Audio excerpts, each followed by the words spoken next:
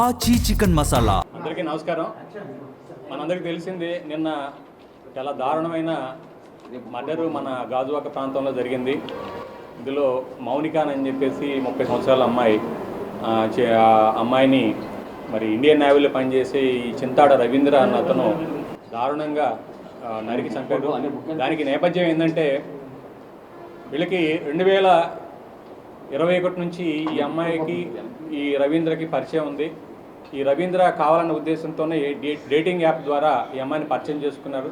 పరిచయం చేసుకుని 2021 నుంచి కూడా ఈ రిలేషన్షిప్ కంటిన్యూ అవుతూ ఉంది. 2024 ఇతనికి పెళ్ళి అయింది. పెళ్ళి అయినప్పటికి కూడా ఈ అమ్మాయితో మరి రిలేషన్షిప్ కంటిన్యూ చేశారు. మరి ఈ మధ్య ఆవిడ అతని వైఫ్ ప్రెగ్నెంట్ అవ్వడం వలన డెలివరీ కోసంగా పుట్టింటికి వెళ్ళింది. ఆ నేపథ్యంలో ఇంకా అతను అమ్మాయిని పిలిపించుకోవడం, ఒక రిలేషన్ కంటిన్యూ చేయడం జరిగింది. అయితే వీళ్ళిద్దరి మధ్య చిన్న గొడవలు స్టార్ట్ అయినాయి.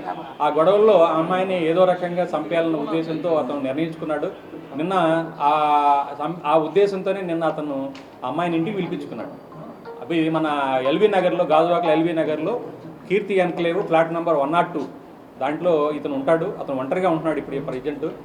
అమ్మాయిని పిలిపించుకొని పథకం ప్రకారంగా అమ్మాయితో గొడవ పెట్టుకొని అమ్మాయిని గొంతు పిసికేసాడు. అంటే చెప్పిన ప్రకారం ఏంటంటే ముక్కు నోరు మూసేసి సఫికేషన్ చేసి చంపేశాడు. చంపేసిన తర్వాత అతను ఈ డెడ్ బాడీని ఏ విధంగా డిస్పోజ్ చేయాలో అర్థం కాక దాన్ని కావాలనే ఉద్దేశంతో అతను ఒక కత్తి తీసుకొని ఆ బాడీని 3 ముక్కలు చేశాడు అన్నమాట. గొంతు, తల, చేతులు, మొండెం అన్నీ కూడా సెపరేట్ చేశాడు. సెపరేట్ చేసేసి కాళ్ళన్నీ కూడాను ఒక సూట్ కేసులో ప్యాక్ చేశాడు. అదేవిధంగా మొండి భాగం ఫ్రిడ్జ్లో పెట్టాడు. ఈ తల, చేతుల్ని మరి అంటే 1 by 1 డిస్పోజ్ చేయాలన్న ఉద్దేశం అతని ఉద్దేశం. దాన్ని ఏం చేశాడంటే అతను బ్యాగ్లో పెట్టుకొని మన ఈ అడివరం రోడ్లో ఒక నిర్జన ప్రదేశం ఉంది. ఆ ప్రదేశంలో పెట్రోల్లో పేవ్స్ తగలబెట్టేసి మరలా వచ్చాడు. వీటిని కూడా డిస్పోజ్ చేయాలన్న ఉద్దేశంతో ఏం చేయాలో అర్థం కావట్లేదు. ఈ బాడీ ఎలా తయారు చేయాలి, ఎలా పంపించాలి, ఎలా డిస్పోజ్ చేయాలని చెప్పేసి తర్వాత అతను మొత్తం లోపల ఉన్న బ్లడ్ స్టైన్స్ కూడా మొత్తం కూడా వాష్ చేసినట్టుగా మనం నేరస్థల పరిశీలనలో తెలుస్తూ ఉంది. కంప్లీట్గా వాష్ చేస్తున్నాడు. అంటే ఏ విధంగా నేరం బయటపడకుండా తప్పించుకోవాలన్న ఉద్దేశం అతను కనబడతా ఉంది. తర్వాత ఇప్పుడు ఈ డెడ్ బాడీస్లో ఉన్న ఈ భాగాలు ఎలా డిస్పోజ్ చేయలేక అతనికి ఏం దిక్కు తెలియలేదు. ఈయన ఏం చేయాలో అర్థం కాక అతను పోలీస్ స్టేషన్కి వచ్చి సరెండర్ అవ్వడంగా తెలుస్తూ ఉంది. అయితే ఈ విషయం తెలుసుకున్నది తల్లిదండ్రులు ఈరోజు పోలీస్ స్టేషన్కి వచ్చి వాళ్ళ మౌనిక తల్లిదండ్రులు వేణుగోపాల్, వాళ్ళ ఫాదర్ పేరు, ఆయన వచ్చి కంప్లైంట్ ఇవ్వడం జరిగింది. ఈ ఫాదర్ వచ్చేసి ఈ మన చిన్న కాంట్రాక్ట్ టీచర్గా పనిచేస్తారండి పెందుర్తిలో. అందరూ కూడా టీచర్ ఫ్యామిలీ అనమాట. మదరు ఫ్యామిలీ కూడా టీచర్ పనిచేస్తాడు. అయితే ఈ అమ్మాయి డిసీజ్డ్ ఈ మౌనిక ఈ ఇంటర్ వరకు చదువుకుంది. పంజాబ్ నేషనల్ బ్యాంక్లో ఏదో ఆఫీస్ సబార్డినేట్గా పనిచేస్తుంది. అంటే కాంట్రాక్ట్ బేసిస్ టెంపరీగా పనిచేస్తూ తర్వాత అప్పుడప్పుడు ఖాళీ సమయంలో ఈవిడ ఈ మ్యారేజ్ ఈవెంట్ కూడా అటెండ్ అవుతూ ఉంటుంది అన్నమాట. అయితే ఈ కేసు నమోదు చేస్తున్నారు. కేసు మన మర్డర్ కేసు కింద. అదేవిధంగా ఈ ఎవిడెన్స్ని తారుమారు చేయడం కోసం, అంటే కనపడకుండా మాయం చేయడం కోసంగా అతను ప్రయత్నించినట్టుగా మర్డర్ కేసుతో పాటుగా 201 IPC అంటారండి. ఆ కేసు కింద కూడా కేసు నమోదు చేయడం అయింది. దర్యాప్తు స్టార్ట్ చేయడం అయింది. సిఐ గాజువాక దీని కేసు దర్యాప్తు చేస్తూ ఉన్నారు. అయితే ఈ కేసులో ఈ ముద్దాయికి కఠిన శిక్ష పడే విధంగా అన్ని రకాలుగా సైంటిఫిక్ ఇన్వెస్టిగేషన్ చేయడం జరిగింది. టెక్నికల్ ఎవిడెన్స్ కూడా దీంట్లో మేము అన్ని రకాలుగా వాడుతూ ఉన్నాం. ఇతనికి ఎట్టి పరిస్థితుల్లో మంచి గట్టిగా శిక్ష పడాలన్న ఉద్దేశంతో దానిలో భాగంగానే ఈరోజు RFSL టీమ్స్, క్లూస్ టీమ్స్ కూడా ఈరోజు పోలీస్ స్టేషన్ నుంచి రావడం జరిగింది. సీన్ ఆఫ్ అఫెన్స్, అదేవిధంగా ఎక్కడైతే ఈ బాడీని డిస్పోజ్ చేయడానికి ప్రయత్నం చేశాడో, ఎక్కడైతే ఈ తల మొండాన్ని కూడా అక్కడ ఆ చేతులను తగలబెట్టారు ఆ ప్రదేశం కూడా విజిట్ చేయడం జరిగింది. ఇవన్నీ కూడా సీజ్ చేసి మరి పోస్ట్ మార్టం నిమిత్తం KGHకి పంపించడం జరిగింది. అది ఈ మధ్యనే అన్నట్టు తెలుస్తూ ఉంది. అతను వచ్చిన ప్రకారం ఏంటంటే ఈ గత కొద్ది రోజులుగా వీళ్ళిద్దరి మధ్య అభిప్రాయ భేదాలు వచ్చినాయి. అతను చెప్పే వర్షన్ ఏంటంటే డబ్బులు డిమాండ్ చేస్తుందని చెప్పేసి అతను చెప్తున్నాడు. మరి అంత నమ్మడానికి వీలు లేకుండా ఉంది. ఎందుకంటే ఈ రోజు కాదు, ఇది 2021 నుంచి పరిచయాలు ఉన్నాయి.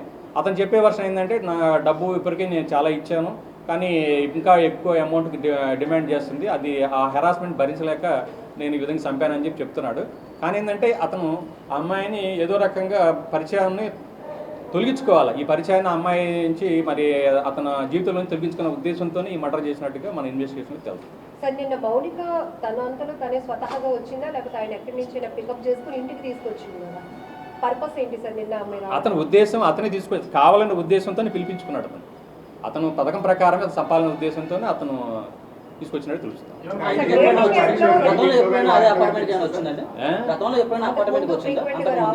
అవన్నీ ఇన్వెస్టిగేషన్ తేలాలండి. అవన్నీ ఇప్పుడు మనం ఒకసారి సీన్ ఆఫ్ అఫెన్స్ లో మన సీసీ ఫుటేజ్ కూడా చూస్తాము గతంలో ఏమైనా వచ్చినాయని చెప్పేసి.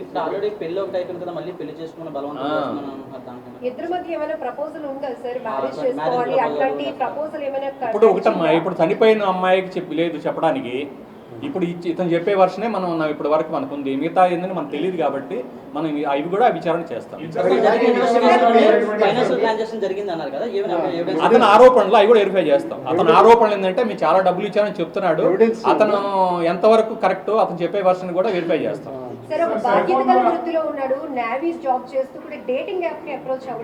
అలాగే అదే కదా కరెక్ట్, అది వాడు ఇంటెన్షన్, అది మనిషి బాధ్యత కాదు ఎన్ని కాదు, మనుషుల్లో రకాలు ఎలా ఇలాంటి మనుషులు కూడా ఉంటారండి. ఉద్యోగం చేస్తూ కూడా సెంట్రల్ గవర్నమెంట్ ఉద్యోగం మరి ఇండియన్ నేవీలో పనిచేస్తూ కూడా ఇలాంటి అకృత్యాలు దారుణమైన చేశాడంటే మరి ఎలాంటి వాళ్ళు చాలా రేరుగా ఉంటారు, ఎలాంటి మనుషులు కూడా ఉంటారని మనం అర్థం చేసుకోవాలి. అమ్మాయి మాకు చెప్పిన ఇంతవరకు ఇన్ఫర్మేషన్ ప్రకారం పెళ్లి జరిగినట్టుగా ఏమండి ఎవరు తల్లిదండ్రులు ఏం చెప్తున్నారంటే మాకు ఎంతవరకు ఏమి ఇన్ఫర్మేషన్ లేదు, అప్పుడు కూడా నాకు తెలియదు అని చెప్తున్నారు తల్లిదండ్రులు. అబ్బాయి వాళ్ళు ఇంతవరకు వాళ్ళు ఎవరు రాలేదు, మన దగ్గర రాలేదు. అబ్బాయి ఒకటే ఉంటున్నాడు ఇక్కడ ఇంట్లో. అబ్బాయి తల్లిదండ్రులు రాజాం ఏరియాలో ఉంటున్నారు, వాళ్ళకేమీ లేదు. వాళ్ళని కూడా విచారించాలి. వాళ్ళకైతే ఈ వెపన్స్ అదే చెప్తాను. ఇప్పుడు మనకి చెప్పిన ప్రకారం ఏంటంటే అతను ఈ చనిపోయిన తర్వాత బాడీని డిస్పోజ్ చేయని ఉద్దేశంతో ఈ ఒక యాప్ ద్వారా ఇతను బుక్ చేసినట్టుగా చెప్తా ఉన్నాడు.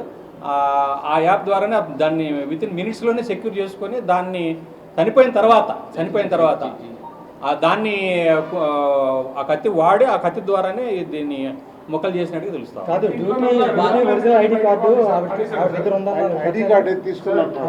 అవన్నీ కూడా దర్యాప్తులు చేస్తాం. కావాలి దర్యాప్తు ఈ రోజే స్టార్ట్ చేశాము. మిగతా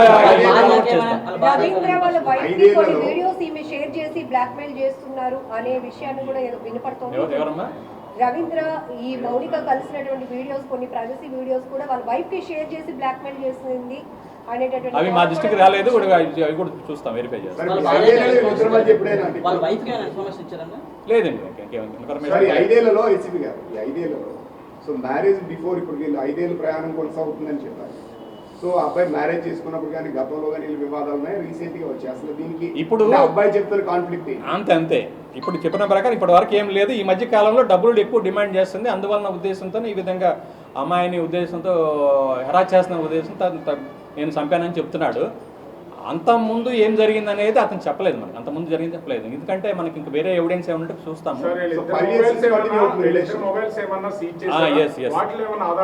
అవి చూస్తాం. ఇప్పుడు ప్రజెంట్ మొబైల్ సీజ్ చేస్తున్నాము, అతను సీజ్ చేసి అతను అమ్మాయి ఇద్దరు మొబైల్స్ కూడా మనం వెరిఫై చేస్తాం. వాళ్ళ CDRs కూడా వెరిఫై చేసుకొని వీళ్ళ ట్రాన్సాక్షన్ ఏముంది, ఇంకేమన్నా వీళ్ళ మధ్య ఏదన్నా మరి వీళ్ళు వీడియోస్ కానీ షేర్ చేసుకోవడం కానీ ఇంకేదైనా అకౌంట్స్ అవి కూడా వెరిఫై చేయడం జరుగుతుంది. అదేనమ్మా ఇప్పుడు జరిగింది ఏంటంటే మనందరూ తెలుసుకోవాల్సింది, ముఖ్యంగా యూత్, ఈ డేటింగ్ అనేది మన కల్చర్ కాదు. ఈ డేటింగ్ అనేది మన కల్చర్ కాదు, ఇది బయట నుంచి వచ్చిన ఇంపోర్ట్ అయిన కల్చర్. ఈ డేటింగ్ కల్చర్ వల్లనే ఈ ప్రాబ్లం వచ్చింది. ఇప్పుడు యాక్చువల్గా మన పరిచయంలో వెరిఫై చేసుకోకుండా ఆ మనిషి అది బయట ఉన్న వ్యక్తి అవతల వ్యక్తి ఎవరో పరిచయం చేసుకుండా ఓన్లీ డేటింగ్ యాప్ ద్వారా పరిచయం చేసుకొని అతను చెప్పేయే నమ్మి మరి ఈ విధంగా పరిచయాలు పెంచుకొని ఈ కంటిన్యూ చేయడం అనేది ఎంత ప్రమాదకరమో ఈ ఇన్సిడెంట్ మనకు తెలుస్తూ ఉన్నది. ఇప్పుడు చూడండి ఈ ఇన్సిడెంట్లో అతనికి ఆల్రెడీ మ్యారేజ్ అయిపోయింది. మ్యారేజ్ అయిన వాళ్ళు కూడా మరి ఫిజికల్ రిలేషన్షిప్ లేకపోతే రిలేషన్షిప్ కంటిన్యూ చేస్తున్నారంటే మరి ఎంత ప్రమాదకరమో కూడా ఆలోచన చేయాలి. ముఖ్యంగా యూత్ ఈ యాప్స్ గురించి మరి చాలామంది యూత్ని పక్కదావ పట్టించే విధంగా ఉన్నాయి. చాలా జాగ్రత్తగా ఉండాలండి ఈ డేటింగ్ యాప్స్ వల్ల. ఈ యాప్సే కాదు, సోషల్ మీడియాలో చాలా ఉన్నాయి, మంచి ఉన్నాయి, చెడ్డ ఉన్నాయి. మంచి చూసుకోవాలి కానీ చెడ్డ వాటికి చాలా ఈజీగా అట్రాక్ట్ అవుతున్నారు. వాళ్ళు పెట్టే మెసేజెస్, వాళ్ళు పెట్టే పోస్టింగ్స్ పట్ల చాలా జాగ్రత్తగా ఉండాలి. ముఖ్యంగా తల్లిదండ్రుల పాత్ర చాలా ఉందండి దీంట్లో. యూత్ ఏంటంటే వాళ్ళకి మంచి చెడ్డ తెలియదు, తల్లిదండ్రులు కొంచెం గైడ్ చేయాల్సిన అవసరం ఉంది.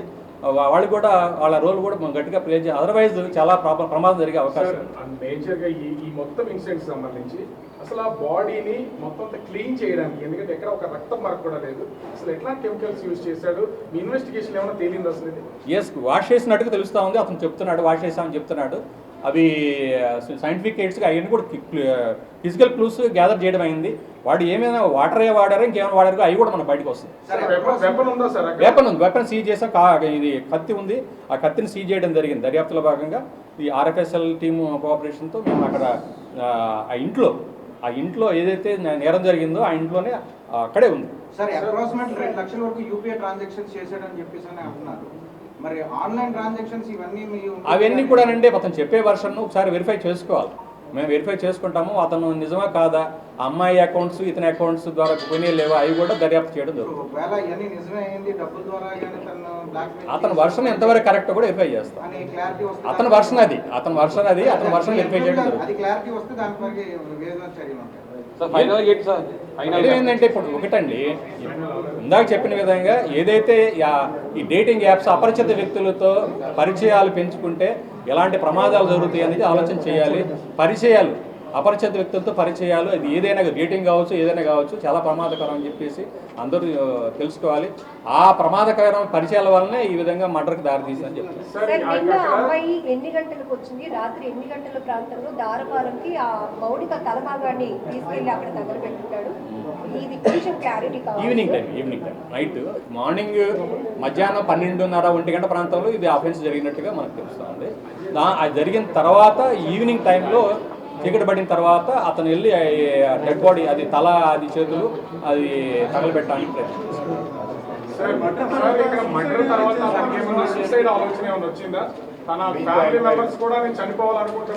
అయ్యి మాకేం చెప్పలేదు. మీ వరకు ఇన్వెస్టిగేషన్లో ఏం లేదు సార్? ముఖ్యంగా ఇంటికి వెళ్ళిన తర్వాత మాట్లాడుకోవడం, వాళ్ళ మధ్యన ఘర్షణ పెనుగులాట ఏమైనా జరిగిందా? అసలు ఇన్వెస్టిగేషన్ ఏమైనా తేలిందా? అక్కడ ఆ వాతావరణం ఏమన్నా? అతను ఏంటంటే నోరు మూసాడు, ఆమె పెద్దగా మాట్లాడుతూ ఉంటే నోరు ముక్కు మూసేసిన తర్వాత ఆ అమ్మాయి చనిపోయింది. చుట్టుపక్కల ఉన్న వాళ్ళు ఎవరో తెలియదండి, మనం విచారించామో వాళ్ళు ఎవరో తెలియదు అని చెప్తున్నారు. సీసీ కెమెరా ఫుటేజ్ అది కలెక్ట్ చేస్తాం, అది అందువే ప్రోగ్రెస్ అవన్నీ చూస్తాం. సీసీ ఫుటేజెస్, సిడిఆర్స్, అమ్మాయి సిడిఆర్స్, ముద్దాయి సిడిఆర్స్, ఎన్ని రకాలుగా సైంటిఫిక్ ఎయిడ్స్ కూడా అది సైంటిఫిక్గా టెక్నికల్గా ఎవిడెన్స్ అన్ని కూడా అది చెప్పే వర్షన్ ప్రకారం.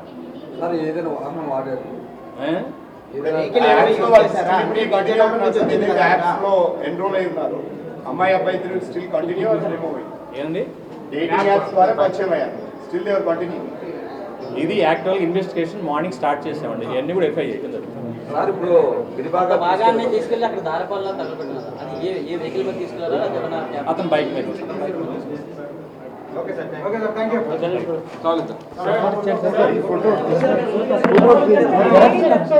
అది కాపీలు ఏమని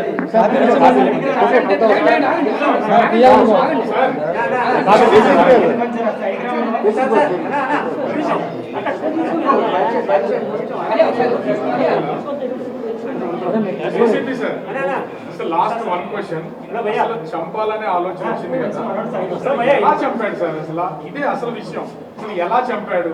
ముక్కు నోరు మూసాడండి, ముక్కు నోరు మూసేశాడు అంతే. Suffocation through suffocation. ముక్కు నోరు మూస్తే ఏముంది, ఊపిరాడ చచ్చిపోతుంది. చనిపోయిన తర్వాతే ఇతను ముక్కలుగా మన అమ్మాయి చనిపోయిన తర్వాత